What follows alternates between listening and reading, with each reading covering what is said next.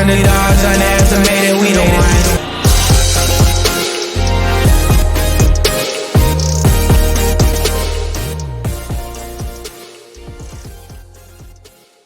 It's the Underdogs. I'm Jordan Brenner, joined as always by Peter Keating. Peter, you ready for some more underdog action?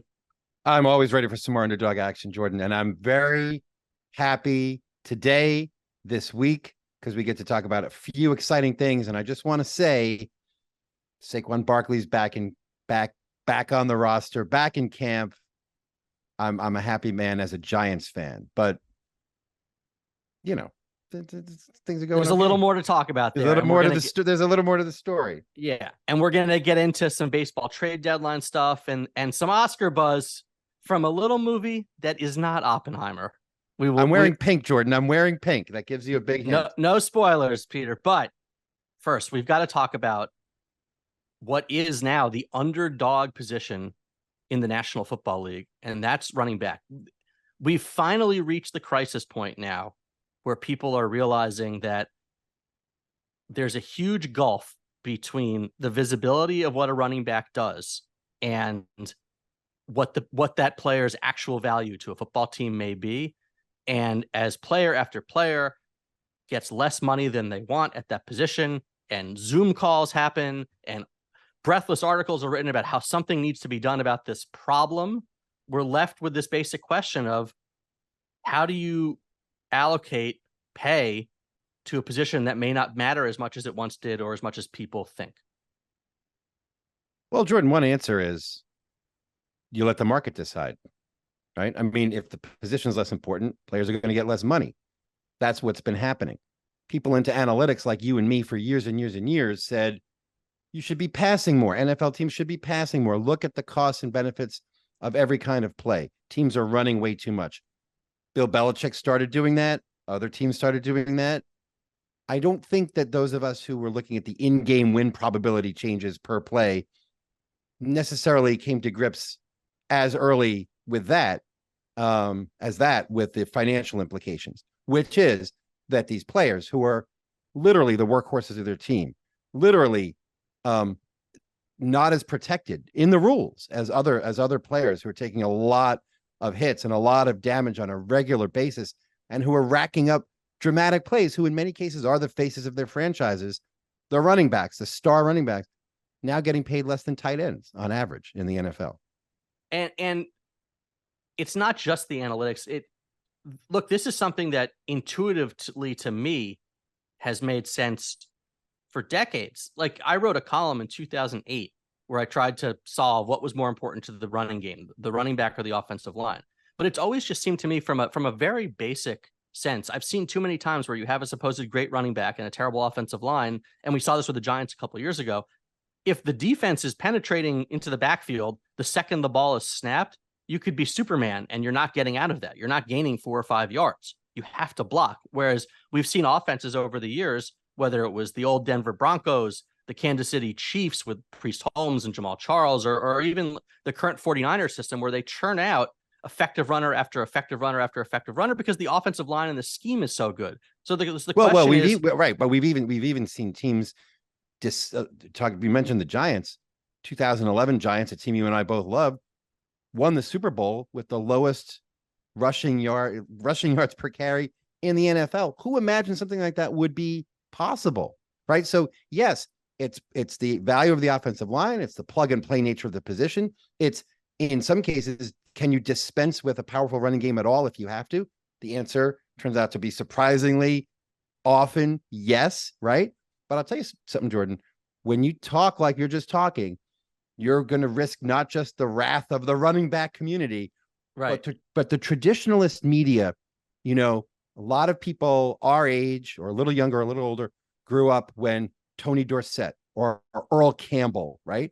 Mm-hmm. Were not only the faces of their franchises and not only winning a lot of games, they were more so the symbol of the teams and the kind of play their teams embodied than quarterbacks were in many cases. Like, we've not just seen a drop off in the perceived need for production from running backs, right? At the same time, the winner take all mentality of everything that winner take all touches everything, right? And the NFL, that is diverting huge resources into the quarterback position, right? So that intuitively, to a lot of people who covered the game, who watched the game and grew up with the game, it doesn't necessarily seem like Jared Goff should be making $33 million a year while Dalvin Cook is unemployed, right? So everything you're saying, the intuition, right? The intuition of everybody involved with this pulls so hard the other way. And I think that's kind of leading folks to some kind of extreme conclusions, like this is a gross injustice, or, the money has to be rerouted right away to take care of Ezekiel Elliott or something like that. You know what I mean? Right. And it's a situation where hard truths collide, and it is unfortunate for guys who are absolutely destroying their bodies for a very limited shelf life. But the problem with the arguments about, so let's take the Giants. Okay. I've seen a lot of this on social media where they're praising, we locked up Dexter Lawrence. They locked up Andrew Thomas today. They locked up Daniel Jones. People applauding that and simultaneously saying Saquon should have gotten his bag. Saquon, they cheaped out on him. They screwed him. Well, it's a salary cap sport. You only have a finite amount of money to spend. So every extra $1 million you give to Saquon Barkley is $1 million you can't spend elsewhere. And if you look around the league, according to Spotrac, I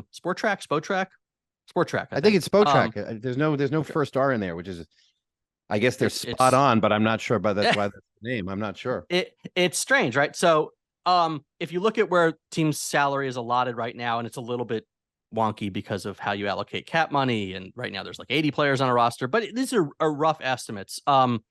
Teams are allocating about 5% of their overall salaries to the running back position. It's about 8% to quarterbacks. Offensive and defensive lines lead the way, about 20% for the offensive line and 17% for the defensive line, which makes sense, right? Because you need this is total money, so you need that's without a catcher. You have a lot of pass balls argument. You need to allocate some minimal amount of the salary cap to your offensive line, otherwise, you don't have a team. Right. You start 5 offensive linemen and 1 running back. Common sense, but the point is, like, if you ask me to start a team from scratch, and I can get the best running back or the best left tackle or the best pass rusher or the best corner, I know which position's coming in last. Okay, so that's smart and it's true. And as you've been writing about, maybe even banging your head against a brick wall about for something like 15 years, stipulated, all true. Let me throw a couple of things at you, though. Mm-hmm. Number one, what you just said suggests that if there's any solution to this, it lies not in some different playing decisions or different decisions at the team level. It's in a new CBA. The CBA is what set this up. The combination of a franchise tag, rookie scales, and the lengths of contracts that are imposed on, provided for by rookies. That's, if you're going to change anything, that's where the change has to come. And there's a lot of people with a lot of ideas. The truth is that again and again and again, the NFLPA got taken to the cleaners in CBA negotiations. The very existence of a franchise tag was sold by the NFL as a way to keep your most popular players. Well, you can tag a different guy every year. So what it really is a chance for teams to keep the player they value more than their contract, right, under control year after year after year. That's not going to change till the year 2030. So unfortunately, there are no opt-outs. There's a CBA matter. If this thing's going to get solved in any way, it's probably not until then. I just want to point that out. This is an economic incentives form the structure under which this running back devaluation is taking place, not necessarily any particular GM team or even any particular running back. Right. And there's no easy solution because you can't force people to spend on something that they don't value, right? You can't set, I don't know how you could, I saw one proposal of setting aside extra non-cap money for running backs, but like, why? Like who? Well, I mean, that kind of idea, when something seems so unfair, I mean, look, the U.S. imposed tariffs on Chinese products under President Trump. Tariffs raised the cost to Americans of goods. So the government then refunded $28 billion in rebate money to farmers. They changed the system. It warped the system. People felt it was unfair. So they just threw money at the people who felt it's unfair. That can happen. But let me play devil's advocate in 2 quick ways before I go to any more solutions. One is, yes, analytics, but it's hard to prove an absence. No evidence of a positive isn't necessarily evidence of a negative, right? And I think some teams do have to be sure that the running backs they're devaluing don't actually mean more to those teams than you might suspect. 2 examples. Look at Daniel Jones' stats with and without Saquon Barkley. He's not the same quarterback. Second example, Austin Eckler is not just a running back. He's a tremendous value in their passing game, right? And so and both of those guys are really good citizens. Both of those guys are exactly the kind of players you'd expect if there were any effect on effort from salary. You'd expect them to play even harder after they got a big contract than before. They're not loafers in any sense. They're gamers. They're great citizens. So in those cases, to protect your running game and to protect your quarterback, maybe those guys were worth a little more money, I would suggest, than the Chargers or the Giants were willing to pay them. Except you see time and again that replacement level isn't that far off. That when one guy goes out, another guy generally puts up the same numbers given the opportunity. So that's why it's hard to make that argument. So one last point before we switch topics is this. You mentioned CBA things. One of the contributing factors also is the rookie scale. The most valuable years in a running back's career, unlike other positions, really are the first few. It's when they're freshest, right? More than any other position, they really get worn down. If they lose even a quarter of a step, it's a big difference. When their bodies break down, you see Ezekiel Elliott's how old still, like 27 or something. But these guys get worn out. He already looks old and slow. These guys get used up before their first contract is over. Right. Therefore, they're going to get underpaid as rookies. Right. On the rookie scale, and then they're going to be done. So maybe you do need either a different rookie scale, or maybe you can maybe apply the franchise tag only to quarterbacks, or maybe switch the lengths at which different positions come off that rookie scale. Because an average running backs last an average of less than 2.5 years in the NFL. Right. But that's the nut of the injustice here. But right now, I don't see anyone crying for tight ends or punters or kickers because they've accepted that those aren't as valuable positions. So really, the biggest issue remains our collective sense of what a running back means, because it's what we grew up with, it's what we see in fantasy, and it's what and there are, cumulative stats that actually matter to us. It's easier we think, to grade a running back. Well, Jordan, and also because 44 or 46% of plays, even for the most pass-heavy teams, are still runs. These guys are carrying the ball in almost half the plays, even though we've determined and teams have determined the value per play isn't as high as for passing plays. So, they're carrying the ball half the time. I mean, the question is, should that mean anything in itself? They're very visible, but we're not sure how valuable, and that's the struggle. But I'm with you. I think if you're going to start to find a solution somewhere, it's probably in the rookie scale. All right. We are less than a week from the MLB trade deadline. It's set for August 1st at 6 p.m. And there are so many interesting decisions that have to take place. You've got teams that went into the year with big budgets and big expectations that aren't close to living up to them. Do they buy or sell? You've got teams that went into the year without expectations and good young farm systems that are doing more than they had planned. Do they sell some of those future assets and go for the jugular this year? And then you've got the Angels with Shohei Ohtani and the toughest decision in all the land. So let's start there, Peter. If you're the Angels and you're sitting there with Shohei Ohtani and you're only, I think 4 games out of a playoff spot right now, what's your calculus on whether to trade him or keep him? All right, Jordan, this irritates me like no other situation in sports right now. If you're going to trade Shohei Ohtani as the Angels, do it last year, not this year, okay? You can trade Shohei Ohtani. What are you going to get back for 2 months of a player, no matter how great the player? You're not going to get the basket of prospects that they expect. Yeah, if you're Baltimore or Tampa Bay, even if you get Baltimore and Tampa Bay or whoever bidding against each other, are they going to give away 3 top 100 prospects for 2 months of any player? I think not. Also, you forego all the revenue of people coming out to see Ohtani. He's one of the few players in all of baseball where there's a demonstrable fan effect on attendance, on merchandise. You can forego that all now and actually forever. But here's the bigger point, Jordan. If you're the Angels and you're thinking about trading Ohtani, okay, Ohtani has how many, I don't even know how to combine the pitching and hitting war. How valuable is Ohtani? 10 wins a year, let's say. Mike Trout, at least 5 wins a year. You have a 15-game head start on the rest of your competition. You can't make the playoffs. Well, here's my advice. Sure, trade Ohtani if you want. Then get the hell out of the game. I mean, these people, it's the biggest malpractice I have ever seen, I think, in baseball, that the Angels can't sniff a playoff spot and want to trade Ohtani. Except, Jordan, they are sniffing a They playoff are sniffing, spot. right. They're So 4 games out. So what the hell are you doing? Let's break every bond you've developed with the fans, with your new Asian fan base, with the global phenomenon known as Shohei Ohtani. Let's not spend the money to re-sign him. Let's get a couple of mid-level shortstops as replacements, and let's tank the season when you're 4 games out.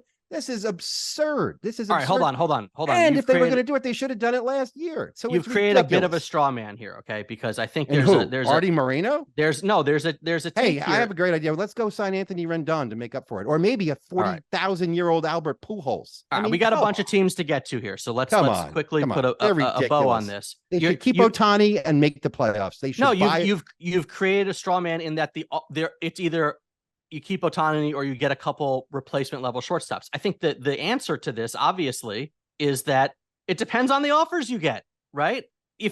Two things. You have to know that you have no chance to resign him in the offseason, right? Which is ridiculous. He's in the Los Angeles metropolitan area. Can I finish? If his agent tells you or something that we're gone, get what you can. I'm hypothetically, that changes your calculus. And the second, if someone absolutely blows you away with top prospects, you have to consider it. But if that's what matters, then why'd you wait till August of this year? But this is the Red Sox and Mookie Betts all over again. But the bigger why are teams even in business, Jordan, if they develop great players only to have to get rid of them?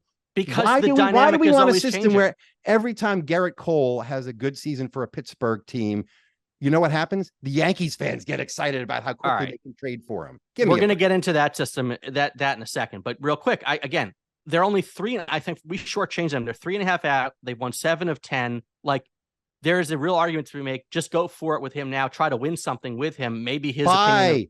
Buy. Use the money. Use their assets. How profitable a team do you have to be to buy enough assets to put around Shohei Ohtani to build a contender? You have to beat back the likes of Seattle. I mean, come on. You have to think you're good enough, but 2 teams I do not think are good enough and should be selling whatever the hell they can sell for whatever they can get are my New York Yankees and your New York Mets. They are travesties. They are painful to watch. They are old. They are poorly constructed. There is no point. Oh, Aaron Judge is coming back. Great. Oh, I can't even think of an argument for the Mets. Well, the problem there is nobody wants those players. Salary. You're gonna bet a lot on on what's left of Verlander for $43 million. Okay, that's the only Mets should eat Scherzer or Verlander. Tommy Pham. Yankees should trade anything that's not nailed down to the floor or isn't named Aaron Judge or Garrett Cole. Like, you have to be, and you and I disagree on this. You have to be willing to recognize when your team isn't good enough, and at that point, you have to be willing to start over. Okay, but I think you also have to be cognizant of the replacement value of players you're getting back. You can't trade one. Jordan, a guy who hits 40 home runs a year is worth way more than a guy who hits 20 home runs a year, right? Because of the bell curve that goes down.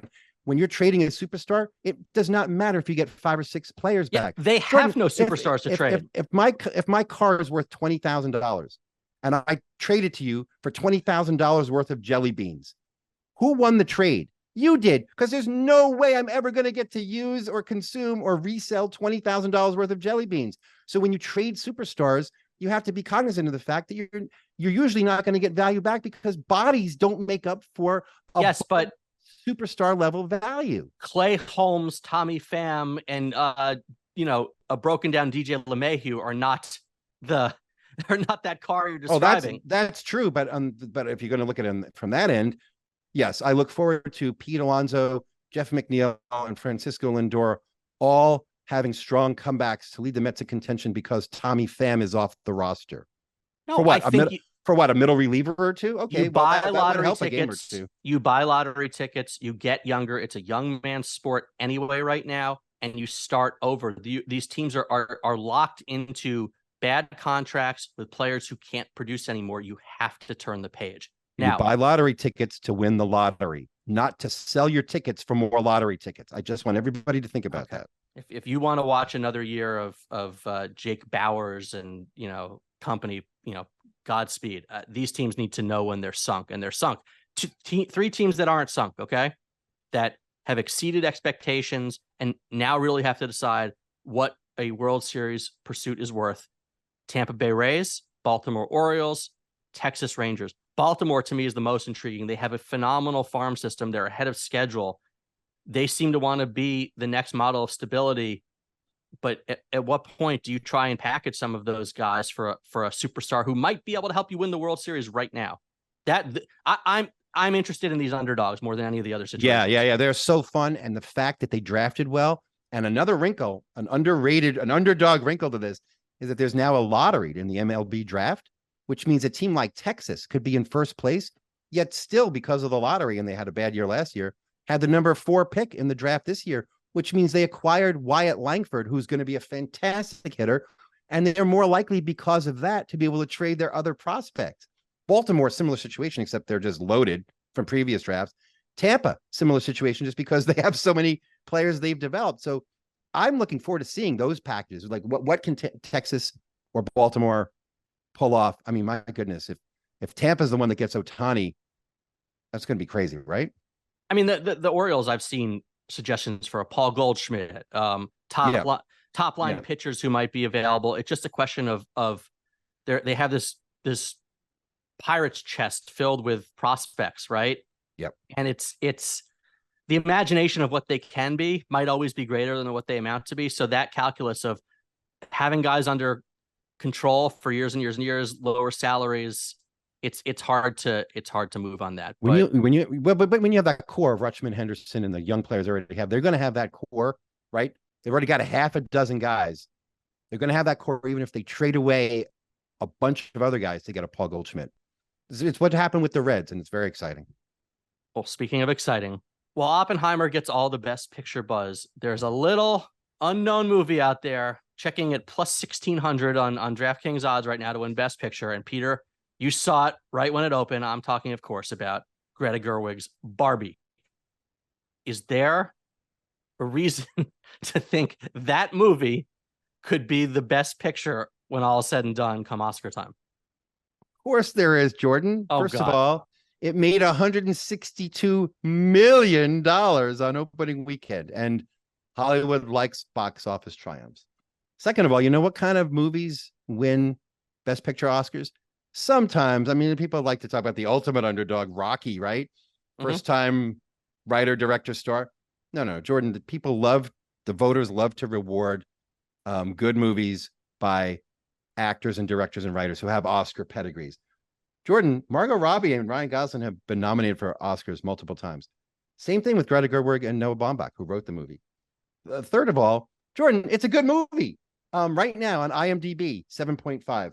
90% approval from critics, 88% from fans on Rotten Tomatoes. You know what the average score is for movies that have been nominated for Best Picture on IMDb? 7.5. Barbie right there, right in the middle. It's almost a no-brainer. If you're going to nominate 10 movies, throw something in there that can't win, but that'll get people hyped up. So what are the two favorites right now? How does it win? What are the two favorites right now? Oppenheimer and Killers of the Flower Moon. Yep.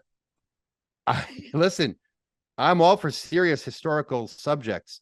Can't you see serious-minded voters who don't want to reward Barbie splitting their votes on those two movies? Two historical, deep, serious movies with, shall we say, explosive plots. God. I mean, all it takes is some vote splitting. And also, by the way, the campaign against Barbie is peaking now, which is really too early. There's people out there who think like this is too didactic a movie. Does anyone remember? There was actually a movie called Women Talking that was nominated for Best Picture last year. There are always didactic movies or movies about somehow oppressed or marginalized populations. Judas and the Black Messiah was nominated. Oh my gosh, the Trial of the Chicago 7. You won't see a more didactic movie than that. I mean, let's have people screaming at each other in a courtroom for 2 hours, right? About yippies. I'm serious, right? That was nominated for Best Picture. So this Barbie movie is right in line to pull off. It's right in line to pull off a big upset. It's right in line with the way the quality, the popularity, the big money of other Hollywood epics. Look, I am always rooting for the underdog, but I cannot see a self-serious Oscar voter going pink.